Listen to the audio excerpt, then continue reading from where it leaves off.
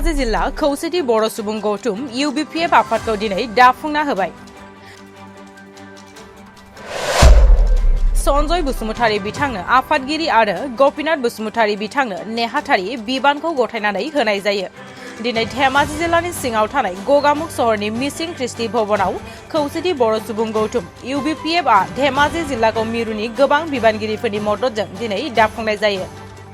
बे जिल्ला आफाद दाफुंनाय हाबाफारियाव मिरु खौसेथि बर' सुबुं गौथुमनि आफादगिरि डक्टर गाम्बारु मोसाहारि आरो गाहाय नेहाथारि डक्टर बाबु बर' बिथांमोनजों लोगोसे मिरुनि गोबां बिबानगिरि बिथांमोनाबो बाहागो लानायजों आफाद दानाया जाफुंसार जालाङो।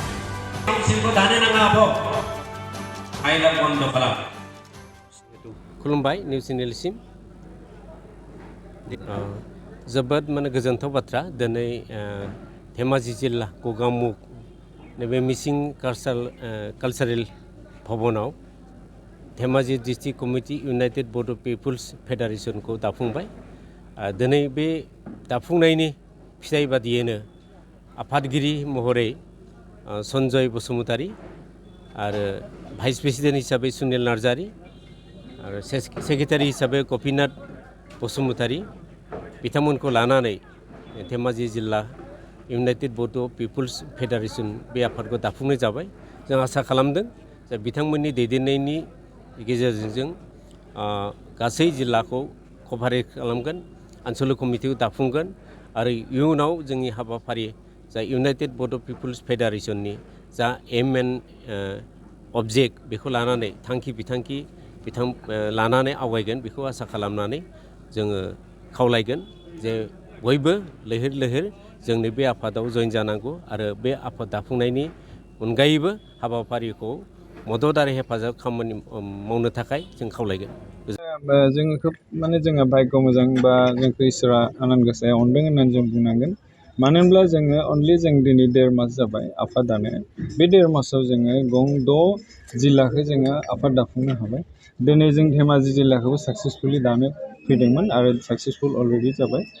दा बेनि सायाव जोङो बेखौनो बुंनो सानदों, जोङो धेमाजि जिल्लाखौ एसे सानहरदोंमोन जे बिथांमोना जोंनि अननाय जोंखौ अनो ना अना बा जोंखौ अनसायगोन ना अनसाया जोंहा मोनसे सानखांनाय दंमोन। नाथाय जों फैनानै नुफैबाय बिथांमोना जोंखौ जोबोद मोजाङैनो अनसायदों आरो बिथांमोना बुंनाय बायदियैनो जोंखौ हेफाजाब खालामदों। बेवहाय जोङो दिनैनि जि आफाद बे आफादखौ जोङो जिअग्राफिकेलि जों बानायदों। जुनाइनिफ्रायबो जोङो पार्टिसिपेट खालामदों, गगामुखनिफ्राय दङ, नोलोबारिनिफ्राय दङ, सिमेन्ट सापरिनिफ्रायबो दङ। दा जोङो गासैबो जों जिअग्राफिकेलि बे आफादखौ दानाय जादों आरो दिनै जोङो बिब्दि बारा पपुलेसन जों लेंखायाखैमोन। मानो होनब्ला दानाय गायनाय फुनायनि सम मानसिफ्राबो फैनो हाया। जों जा बिबानगिरिफोरखौ जों सायख'दों बेजों साफा सानै लोगो फैफानानै थेवब्लाबो जोङो जोबोद मोजाङैनो जोङो बेखौ दाफुंनो हाबाय। जोंहा मोनसे फोथायनाय फैबाय जे धेमाजि जिल्लायाबो जोंखौ आलो गोजोनै बरायबाय जोंनि आफादाव। गलाघाट जिल्ला, कामरुप मेट्र, नर्थ कामरुप, बेनिफ्राय नलबारि जिल्ला, धेमाजि जिल्ला, बरपेटा पेनेल जाबाय, बेनिफ्राय जोंहा आरो पेनेल जाबाय नगाव, बेनिफ्राय गवालपारा पेनेल जाबाय, बेनिफ्राय आरो हाइलाकान्दि एन्ड करिमगन्ज बेबो जोंहा पेनेल जाबाय। खालि जों थांनो सम मोनाखै, थांनानै जोङो बेखौ खबरा हैबानो थांनानै मिटिं खालामहैबानो जोबगोन आरो। खोब स्पिडलि नोंथांमोननि आफाद दानाया सरसा जादों। बेखौ नुनानै माखासे दैदेनगिरिफोरा नोंथांमोननि आफाद दानायखौ स्पेस गैया होनना बुंदों। बेनि सायाव स्पेस बेखौथ' मिनिथावना खोथा। स्पेस बे बर' जातिखौ बिटिआरनि बाहेरायाव थानाय बर' जातिया मोनसे इन्टारनेल पेकेज नङा जे स्पेस थालायलायनाय। बे मोनसे जाति, बे जातिया पेकेजजों रिजाय जानाय जाति नङा। बर' जातिखौ रावबो आफादा बायनानै दोननो हाया।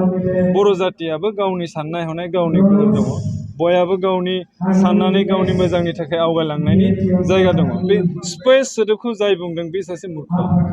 स्पेस होननाय सोदोबखौ जातिनि माहारियारिनि खोथायाव बुंजाया। बे मोनसे जाबाय इन्टारनेट पेकेज बा माबा मोनसे सिनेमानि पेकेज, बेफोरबायदियाव स्पेस सोदोबखौ बाहायजायो।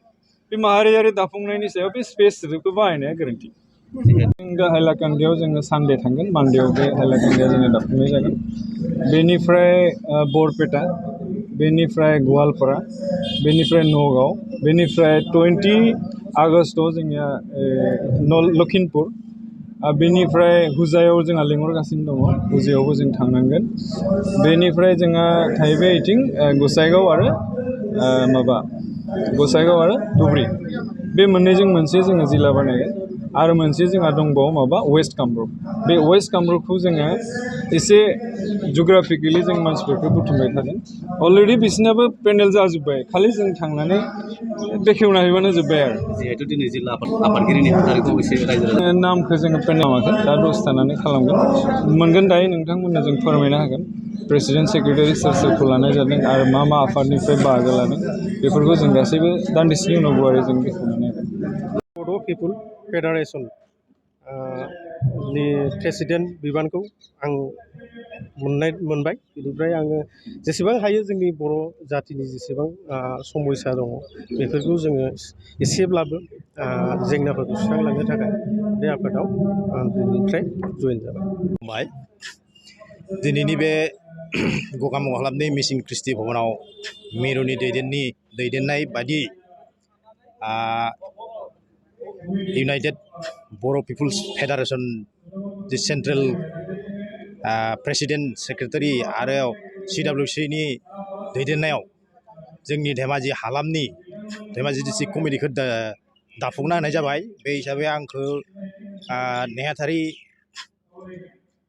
बाबाव होनाय जादों आरो नेहाथारि हिसाबै जों हारिनि थाखाय बे आफादजों थाफानानै जिबायदि खामानि मावनांगौ बेबायदि मावलांगोन होननानै दिनै थांखि लानाय जाबाय।